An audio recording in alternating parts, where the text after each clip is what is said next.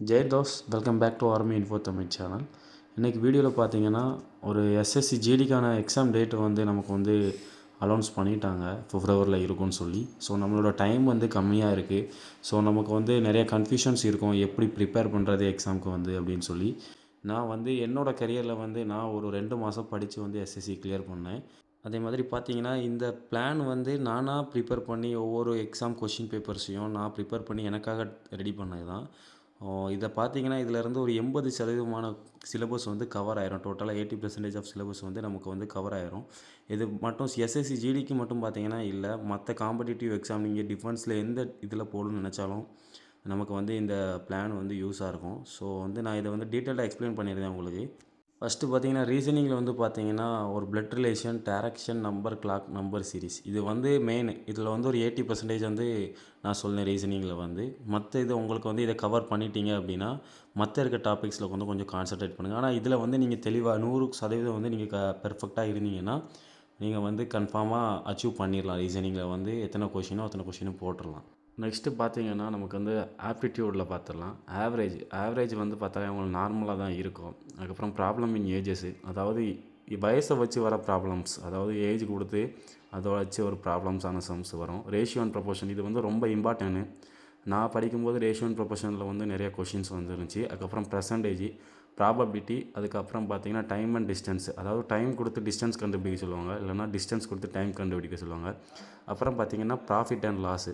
Next பார்த்தீங்கன்னா discount, அதுக்கப்புறம் height and distance, அதாவது ஹைட்டு கொடுத்துருவாங்க, எவ்வளோ டிஸ்டன்ஸ்னு கண்டுபிடிக்க சொல்லுவாங்க. அதுக்கப்புறம் பார்த்தீங்கன்னா சிம்பிள் இன்ட்ரெஸ்ட்டு, காம்பவுண்ட் இன்ட்ரெஸ்ட்டு. இதில் வந்து பார்த்தீங்கன்னா நமக்கு வந்து ஆப்டிடியூடில் வந்து 90% அந்த சிலபஸ் வந்து கவர் ஆயிரும். இதில் வந்து நீங்கள் பேசிக்ஸ் தெரிஞ்சாலே போதும். பேசிக்ஸில் ஃபிட் ஆகிட்டிங்கன்னா நீங்கள் வந்து ஆப்டிடியூட் வந்து நல்லா ஸ்கோர் பண்ணிடலாம். நெக்ஸ்ட்டு பார்த்தீங்கன்னா நமக்கு வந்து ஜென்ரல் நாலேஜை பார்த்துக்கிட்டிங்கன்னா நீங்கள் வந்து எவ்வளோ படித்தாலும் எங்கேருந்து வரும்னே தெரியாது கொஷின். ஸோ அதனால அதில் ஒரு 80% சிலபஸை வந்து நான் சொல்லியிருந்தேன். ஃபஸ்ட்டு பார்த்தீங்கன்னா கரண்ட் அஃபேர், இப்போ உள்ள கரண்டில் நடக்கிற ஈவெண்ட்ஸ் எல்லாம் தெரிஞ்சு வச்சுக்கோங்க. அப்புறம் ஹிஸ்ட்ரி ஆஃப் நேஷன், அதுக்கப்புறம் நம்ம நாட்டோட ஹிஸ்ட்ரி அதை பற்றியும் தெரிஞ்சு வச்சுக்கோங்க. அப்புறம் ஸ்போர்ட்ஸ் ஈவெண்ட்ஸு, அதாவது என்னென்ன ட்ராஃபி, அந்த ட்ராஃபி எதுக்கானது, ஹாக்கி, கிரிக்கெட் அந்த மாதிரி இருக்கும். அதுக்கப்புறம் ஜியாகிரபிக், எக்கனாமிக் வந்து படித்து வச்சுக்கோங்க. அதுக்கப்புறம் மந்த்லி ஈவெண்ட்ஸ், அதாவது எந்தெந்த மந்த்ஸில் என்னென்ன ஈவெண்ட்ஸ், இம்பார்ட்டன்ட் ஈவெண்ட்ஸ் இருக்கும் அதை பற்றியும் தெரிஞ்சு வச்சுக்கோங்க. அதே மாதிரி பார்த்திங்கன்னா இந்த மந்த்லி ஈவெண்ட்ஸ் படிக்கும்போது வந்து நீங்கள் கிண்ட் வச்சு படிங்க, அதாவது ஒரு சில ஐடென்டிஃபிகேஷன் வச்சு படிங்க. இந்த மந்தில் இது நடக்கும், அதனால் இந்த டேட்டில் இது அப்படின்னு சொல்லி நீங்கள் ஒரு கிண்ட், உங்களுக்குன்னு ஒரு ஞாபகம் இருக்கிற மாதிரி ஒரு கிண்ட் ரெடி பண்ணி நீங்கள் அதுபடி படிங்க. அது வந்து உங்களுக்கு ரொம்ப யூஸாக இருக்கும், எதுவுமே மறந்து போகாது. இங்கிலீஷ் கிராமர் நெக்ஸ்ட்டாக பார்த்தீங்கன்னா நிறைய பேருக்கு கிராமர்ஸில் வந்து நமக்கு ரொம்ப மிஸ்டேக்ஸ் வந்து வர வாய்ப்பு இருக்கும். ஸோ அதனால் அதுக்கான சிலபஸ் வந்து நான் பார்த்து ரெடி பண்ணியிருக்கேன். Tense, idioms, synonyms, antonyms. வந்து டென்ஸில் பார்த்தீங்கன்னா நமக்கு வந்து 12 டென்ஸ் இருக்கும். ஸோ அதை பற்றி ப்ரீஃபிங்ஸாக படிச்சுக்கோங்க. அதுக்கப்புறம் பார்த்தீங்கன்னா இடியம்ஸு, அதுக்கப்புறம் சினானிம்ஸ், ஆண்டனிம்ஸ் அப்படின்னா மீனிங்ஸ் ஆப்போசிட்னு சொல்லுவாங்க. நெக்ஸ்ட்டு பார்த்தீங்கன்னா டைரக்ட் அண்ட் இன்டைரக்ட் ஸ்பீச்சு, அதுக்கப்புறம் பார்த்தீங்கன்னா பிரேசல் வெர்ப்ஸ், அதுக்கப்புறம் active passive voice, preposition, articles.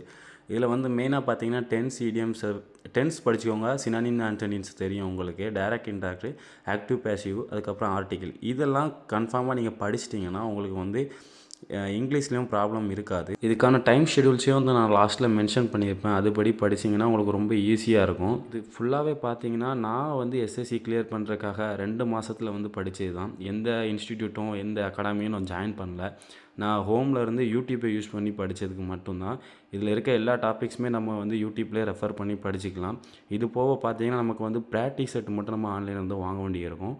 இந்த டாபிக்ஸ்லாம் நீங்கள் பக்காவாக ஆகிட்டிங்கன்னா டெய்லி ஒரு ப்ராக்டிஸ் செட் வந்து போட்டிங்கனாலே போதும். இந்த டைம் ஷெடியூல் வந்து நான் படிக்கிறப்போ எனக்கு ரொம்ப யூஸாக இருந்துச்சு. நான் இந்த டைம் ஷெடியூல் படி தான் நான் வந்து படித்தேன். அதனால் உங்களுக்கு ரெஃபர் பண்ணுறேன். ஸோ டைமிங் பார்த்தீங்கன்னா நான் வந்து மார்னிங் வந்து 4லேருந்து 6 மணி வரைக்கும் வந்து மேக்ஸும் ரீசனிங்கும் படித்தேன். ஏன்னா அந்த டைமில் வந்து நமக்கு வந்து எந்த டிஸ்டர்பன்ஸுமே இருக்காது. ஸோ படிக்கிறதுலாம் நம்ம மைண்டில் வந்து செட் ஆகிரும் மைண்டில்.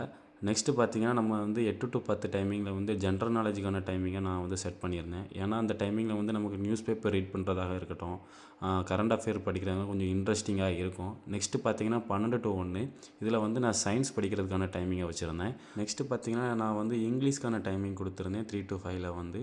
இதில் படிக்கிறதுக்கு வந்து நம்ம யூடியூப் பார்த்து தான் படிக்கிற மாதிரி இருக்கும். அதுக்கப்புறம் 1 ஹவர் பிரேக் விட்டுட்டு நான் வந்து 6 to 7:30 வந்து மறுபடியும் மேக்ஸ் ரீசனிங்கில் வந்து கான்சன்ட்ரேட் பண்ணுவேன். நெக்ஸ்ட்டு பார்த்தீங்கன்னா நமக்கு வந்து 9 to 10 இந்த டைமிங்கில் வந்து நம்ம இன்றைக்கி ஒரு டேயில் வந்து நம்ம எவ்வளோ கம்ப்ளீட் பண்ணியிருக்கோமோ அதை ரிவைஸ் பண்ணுவேன். ஸோ இந்த மாதிரி படித்து தான் நான் என்னோடய எஸ்எஸ்சியை வந்து கிளியர் பண்ணேன். ஸோ இந்த வீடியோ யூஸ்ஃபுல்லாக இருந்தால் நம்ம சேனலை மறக்காமல் சப்ஸ்கிரைப் பண்ணிக்கோங்க. உங்களுக்கு தெரிஞ்ச ஃப்ரெண்ட்ஸ் யாரும் எஸ்எஸ்சிக்கு ப்ரிப்பேர் பண்ணால் அவங்களுக்கு இந்த வீடியோ ஷேர் பண்ணுங்கள்.